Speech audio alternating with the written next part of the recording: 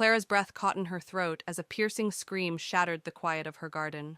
The phone slipped from her hand mid-conversation, clattering to the hardwood floor as she bolted through the living room, narrowly dodging a toppled vase in her frantic rush toward the back door. The seconds stretched into an agonizing eternity, her mind racing with nightmarish images, blood, danger, her precious daughter in peril. She'd only stepped inside for a brief moment to answer a call from her school principal about an urgent meeting. Just one moment, she thought, her heart pounding as she flung the door open and stumbled onto the patio. The sight that greeted her turned her blood to ice. Titan, their towering Rottweiler, with a coat like midnight, had his jaws locked onto the hem of Lily's bright red dress, dragging the 4-year-old across the dew-soaked grass with relentless force. Lily's face was a mask of bewilderment and terror, her tiny hands flailing as she tried to push against the massive dog's strength. Titan's muscles rippled with a fierce determination, his amber eyes fixed ahead with an intensity that sent a shiver down Clara's spine. "Lily!" Clara shrieked, her voice cracking with raw panic. Time seemed to slow, every choice she'd made flashing before her eyes. Adopting Titan against the advice of friends, leaving Lily alone with him despite her sister's warnings. Stepping away for that call despite the nagging doubt in her gut. In that frozen moment, her little girl was trapped in the grip of a rescue dog with a shadowy past, and Clara's world teetered on the edge of collapse. Clara lunged forward, her only instinct to reach Lily before the unthinkable unfolded. She had no plan, only desperation fueling her steps across the yard. Titan didn't release his hold. Instead, he pulled harder, his growls low and urgent. Clara reached them, dropping to her knees and wrapping her arms around Lily, trying to pry her free. The dog resisted, his teeth still clamped on the fabric, and for a heartbeat, Clara feared the worst, until she noticed something strange. Titan wasn't biting Lily's skin. He held only the dress, maneuvering her with precision. And then she saw it. Coiled in the grass where Lily had been playing moments ago was a sleek, venomous rattlesnake, its triangular head raised, fangs glinting in the morning light. A wave of icy realization crashed over Clara. Titan wasn't attacking, he was saving her daughter. As if sensing the shift, Titan released the dress and positioned himself between Lily and the snake, his stance shifting to a protective crouch. His hackles rose, a deep growl rumbling from his chest as the snake struck. Clara gasped as the fangs sank into Titan's shoulder. The dog yelped, but didn't retreat, snapping at the reptile until it slithered away into a crack in the garden wall. Only then did Titan turn back, his gait unsteady, foam flecking his muzzle as he collapsed onto the grass. Clara knelt beside him, her hands trembling as she checked Lily, who clung to her, unharmed but sobbing. Titan's breathing grew shallow, his powerful frame shuddering. "He's dying, Mommy," Lily whimpered, her voice small and broken. Clara's mind raced. The nearest vet was 20 minutes away, and she couldn't leave Lily alone. The snake bite was already swelling, the venom spreading fast. She needed help now. Scooping Lily into her arms, Clara fumbled for her phone and dialed her neighbor, Mr. Callahan, a gruff retiree who'd always eyed Titan with suspicion. "Mr. Callahan, it's Clara. Titan's been bitten by a rattlesnake saving Lily. I need to get him to the vet, but I can't leave her. Can you watch her?" Her voice shook, bracing for rejection. There was a pause, then a gruff, "Bring her over. Go save that dog." The unexpected kindness stunned her, but there was no time to dwell. Clara grabbed a blanket, rolling Titan onto it with difficulty, his 110-pound body limp and heavy. As she struggled to drag him toward her SUV, the gate creaked open. Mr. Callahan appeared, his weathered face set with determination. "Let me help," he grunted, taking the other end of the blanket. Together, they maneuvered Titan into the vehicle. "I misjudged him," Mr. Callahan admitted, as Clara buckled Lily into his care. "Heard the commotion. Sounds like he's a fighter." Clara nodded, too overwhelmed to respond, and sped off, her eyes darting to the rearview mirror, where Titan's labored breathing grew fainter with each mile. The vet clinic loomed ahead, a beacon of hope in the chaos. Clara burst through the doors, words spilling out in a frantic rush. "Rattlesnake bite! He saved my daughter. Please, hurry." A team of vets rushed out, transferring Titan to a gurney and whisking him away. A nurse stayed behind, firing questions about the bite's timing and Titan's history. Clara answered mechanically, her gaze locked on the doors where her hero disappeared. In the waiting room, a man sat alone, his piercing green eyes, eerily similar to Titan's, fixed on her. "That your dog?" he asked, his voice rough but kind. Clara nodded, exhaustion seeping in. "He protected my girl," she murmured. The man leaned forward. "Rottweilers are bred for that. Loyalty, protection. I trained K9S for years. If he took a hit for her, he's got the heart of a soldier." Before Clara could respond, a vet emerged, Dr. Nguyen, her face grim. "We've stabilized him with any venom, but it's critical. The next 12 hours will decide. You should prepare for the worst." The words hit like a punch, but Clara steeled herself. "Can I see him?" Dr. Nguyen nodded. Briefly, familiar voices might help Mari. As Clara followed her into the ICU, the stranger's words echoed. Titan lay hooked to machines, his strength dimmed, but his spirit unbroken. She whispered, "Hold on, Titan. Lily needs you." His tail gave a weak thump, a flicker of recognition, and Clara clung to that fragile hope. Clara Mitchell hadn't envisioned her life as a single parent at 34, but the divorce from her husband James 6 months ago had left her navigating a new reality, alone. The move to Willow Creek, a quaint rural hamlet an hour from Seattle, was supposed to be a fresh start, a place where her modest librarian's salary could stretch further, and Lily could grow up with space to roam. The little cottage, with its sprawling backyard, had seemed perfect, a sanctuary to heal the wounds of a fractured family. But the transition had been rougher than Clara anticipated. Lily, now 4, often asked when Daddy would visit, her small voice tinged with confusion over the 4-hour drive that made his presence a rarity. Nightmares plagued her sleep, and the once lively girl Clara knew had grown quieter, her laughter a fading echo. It was Lily's preschool teacher who suggested a pet might help, a furry companion to fill the void and offer the unconditional love Lily craved. Clara hesitated. Their budget ruled out a pedigreed puppy, and the local shelter felt like a gamble. But when she and Lily visited, something shifted. Titan sat at the back of his kennel, a massive Rottweiler with a scarred muzzle and eyes that held a quiet wisdom. "He was rescued from a hoarding situation," the shelter volunteer explained, her tone somber. "The owner neglected him, malnourished, chained for months. He's scheduled for euthanasia tomorrow if no one takes him." When Titan gently nudged Lily's outstretched hand, accepting a treat with a prizing gentleness, Clara's resolve hardened.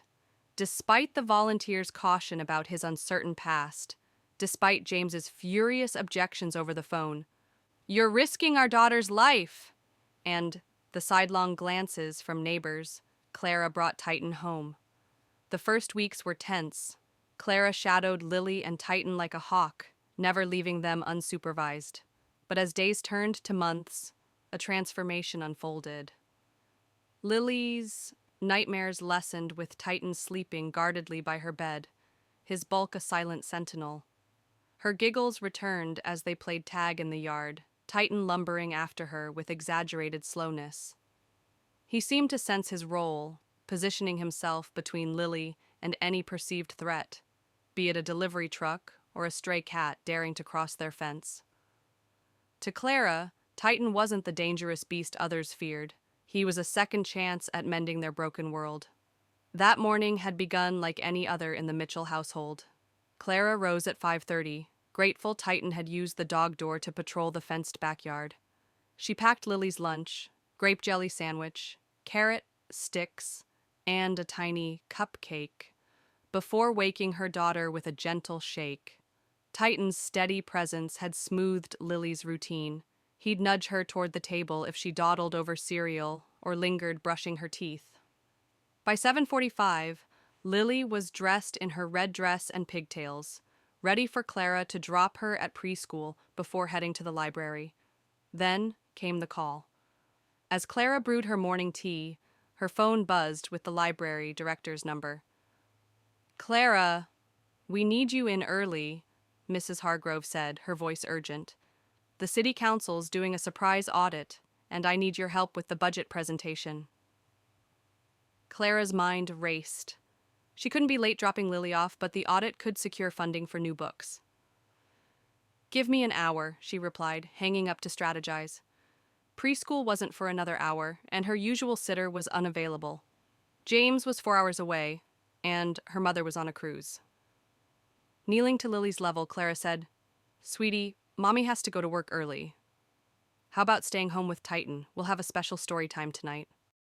Lily's eyes lit up at the idea of skipping preschool, clapping her hands. "Can I draw with my crayons outside?" Clara hesitated, recalling James's warnings and the neighborhood chatter about a planned meeting to address aggressive pets, a clear jab at Titan. But in 3 months he'd been nothing but gentle. The yard was fenced, and she'd be gone 2 hours, 3 at most. "Stay in the yard, don't open the gate and let Titan watch over you," she instructed, ruffling his thick fur. Titan sat attentively, his gaze steady as if absorbing her words. "I'll be back before you know it." The meeting dragged on, the council grilling Clara on overdue fines and program costs. By the time she escaped, it was past 11. She'd called home twice, no answer, and her anxiety spiked with each unanswered ring. As she turned onto their street, a knot tightened in her stomach. Neighbors clustered in hushed groups, and Mrs. Eldridge, the nosy widow next door, crossed herself as Clara's car approached. Something was terribly wrong. Clara slammed the car into park and sprinted toward the house, the scream from the backyard replaying in her mind. Bursting through the door, she knocked over a chair, yanked the back door open, and froze at the sight of Titan dragging Lily away from her crayons. Her initial terror, that he'd turned on her daughter, shifted when she saw the rattlesnake, its coils tightening where Lily had been moments before. Titan's growl and the snake's strike into his shoulder rewrote the narrative in an instant. He'd saved her. Now, with Titan collapsing and Lily safe in Mr. Callahan's care, Clara raced to the vet, her mind a whirlwind of guilt and gratitude. The stranger in the waiting room, his green eyes mirroring Titan's, offered a glimmer of understanding. "He's a protector," the man said. "I've seen dogs like him defy the odds." Dr. Nguyen's grim update followed, but Clara clung to Titan's weak tail wag as she whispered, "Fight for us, Titan." As the day wore on, news of the incident rippled through Willow Creek. Clara's phone buzzed with messages, neighbors offering support, the local paper requesting a statement. The community's response was shifting, but the fight for Titan's future was just beginning. The sterile scent of antiseptic filled the air of the Willow Creek Veterinary Clinic as Clara sat in the waiting room, her hands clasped tightly in her lap. The fluorescent lights buzzed overhead, casting a harsh glow on the linoleum floor, and every tick of the clock on the wall seemed to stretch into an eternity. It had been 2 hours since Titan was rushed into the ICU, and Clara's mind churned with a storm of emotions: guilt for leaving Lily alone, gratitude for Titan's bravery, and a gnawing fear that she might lose the dog who had become their anchor.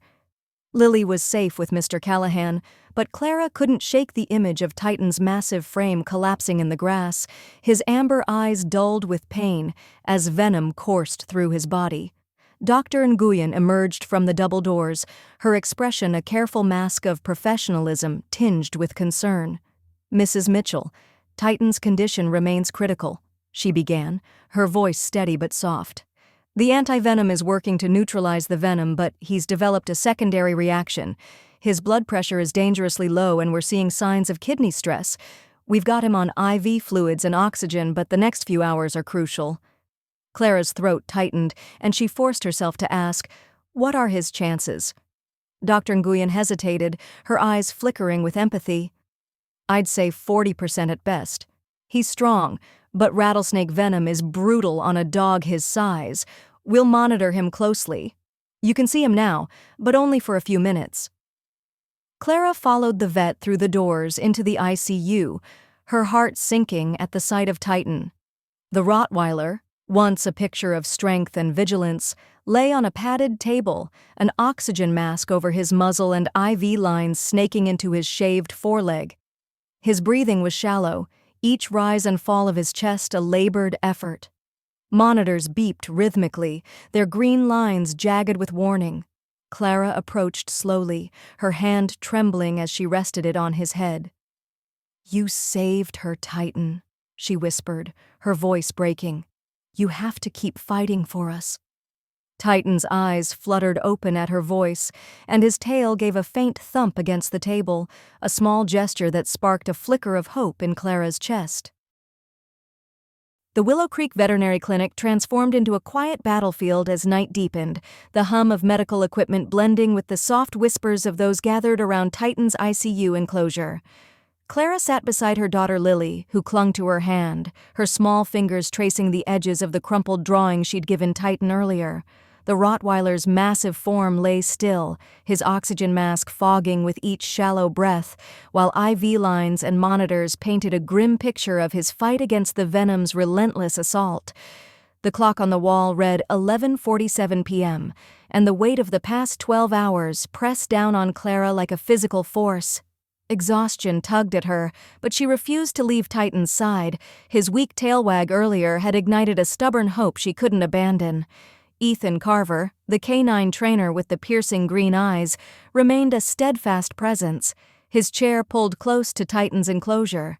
He spoke in low tones, recounting tales of Rottweilers he'd trained, dogs who'd tracked lost hikers through blizzards or stood guard over injured soldiers. "He's got that same spirit," Ethan murmured, his hand resting near Titan's shoulder. "Keep talking to him, Clara. Let him hear your voice, Lily's voice. It's anchoring him." Lily nodded solemnly, her voice trembling as she began reciting her favorite nursery rhyme, her words a fragile thread connecting them to the dog who'd saved her life. Dr. Nguyen and a younger vet, Dr. Patel, moved quietly around Titan, adjusting medications and checking vitals. The earlier news of his irregular heartbeat and kidney strain had cast a shadow over the room, and Clara caught the worried glances they exchanged. At midnight, Dr. Patel approached, her expression grave. "His condition's worsening," she said softly, glancing at Lily before lowering her voice. "The venoms caused a systemic reaction, his liver's showing signs of failure now. We've increased the anti-venom dosage, but if he doesn't respond soon, we may need to consider euthanasia to spare him unnecessary pain." The word hit Clara like a blow, and she felt her chest tighten. "Can't we do more?" she pleaded, her voice barely audible. Dr. Nguyen stepped in, her tone measured. "We're pushing the limits of standard treatment. There's an experimental protocol, higher doses of a specialized anti-venom combined with steroids to counter the reaction, but it's risky. It could overwhelm his system or save him. It's your call, Clara." The decision loomed like a mountain, and Clara's mind raced. She looked at Lily, whose eyes were fixed on Titan, and then at Ethan, whose nod seemed to carry the weight of his years with working dogs. "Do it," she whispered. "He deserves every chance." As the vets prepared the new treatment, Elise, Clara's sister, arrived with a thermos of coffee and a determined look. She'd been skeptical of Titan since day one, but the sight of him lying helpless had softened her stance. "I brought reinforcements," she said, handing Clara a cup. "And I called James. He's driving up, should be here by morning. He wants to see Lily. And Titan." Clara's ex-husband's name stirred a mix of emotions, but she nodded, grateful for the support, despite their rocky past. Elise sat beside Lily, whispering encouragements as the little girl continued her lullaby. Outside, the clinic's parking lot buzzed with unexpected activity. Neighbors had gathered, their silhouettes visible through the glass doors, Mrs. Eldridge clutching a basket of homemade dog biscuits, Mr. Callahan holding a handwritten sign that read, "Get well, Titan." Word of Titan's heroism had spread, and a local Facebook group had swelled with posts, raising over $5,000 for his care in just hours. Clara stepped out briefly, moved by the turnout. "We're rooting for him," Mrs. Eldridge said, her earlier wariness replaced by warmth. "He's one of us now." Back inside, the night stretched on. At 2:13 a.m., Titan's monitor emitted a sharp beep, and Dr. Patel rushed to his side. "He's having a seizure," she announced, her hands swift as she administered a sedative. Clara's heart stopped, and Lily buried her face in her mother's shoulder, sobbing. Ethan stood, his jaw tight. "Stay with him," he urged. "He's fighting. This is his body's way of pushing back." The seizure subsided after tense minutes, leaving Titan weaker but still breathing. Dr. Nguyen adjusted the oxygen flow, her face etched with concern. "The new treatment's in his system now," she said. "We won't know if it's working until morning. You should rest. Ethan and I can stay with him." Clara resisted, but Elise gently pulled her aside. "You need to be strong for Lily, and for Titan when he wakes up," she said. Reluctantly, Clara agreed, curling up with Lily on a cot in the consultation room, her phone clutched tightly. James arrived at 4:30 a.m., his face haggard from the drive. He knelt by Lily, brushing her hair back, then turned to Clara. "I heard everything," he said, his voice low. "I was wrong about him. If he pulls through, I'll help however I can." The admission surprised Clara, but she nodded, sensing a bridge mending between them. At 6:07 a.m., Clara's phone rang, jolting her awake. It was Dr. Nguyen. "Clara, you need to come now. Titan's condition has changed. Dramatically." Heart pounding, Clara gathered Lily and James, and they hurried to the ICU. Titan was sitting up, his eyes clearer, though his movements were slow. The monitors showed steady vitals, and Dr. Patel grinned. "The treatment's working, his liver function is improving, and his heart rhythm stabilizing. He's not out of the woods, but he's fighting back." Lily rushed to Titan, throwing her arms around his neck as best she could. "You're okay, Titan," she cried, and the dog's tail thumped weakly, a spark of his old self returning. Ethan chuckled, clapping Dr. Nguyen on the shoulder. "Told you, he's got that Rotty heart." James watched, his expression softening, while Elise wiped a tear from her eye. "He's a miracle," she whispered, but the reprieve was short-lived. As the morning light filtered through the windows, a news crew arrived, drawn by the growing legend of Titan. The reporter, a brisk woman named Karen Holt, approached Clara. "This story's gone viral, $10,000 raised online, and the town's calling him a hero. But there's talk of a community meeting to discuss dangerous breeds. What do you say to that?" Clara straightened, her voice firm. "Titan's not dangerous, he's a protector. Judging him by his breed ignores what he did for Lily. We need education, not bans." The meeting was set for that evening, and as Clara prepared to face the town, she felt the weight of Titan's legacy and the battle ahead to secure his place in their lives.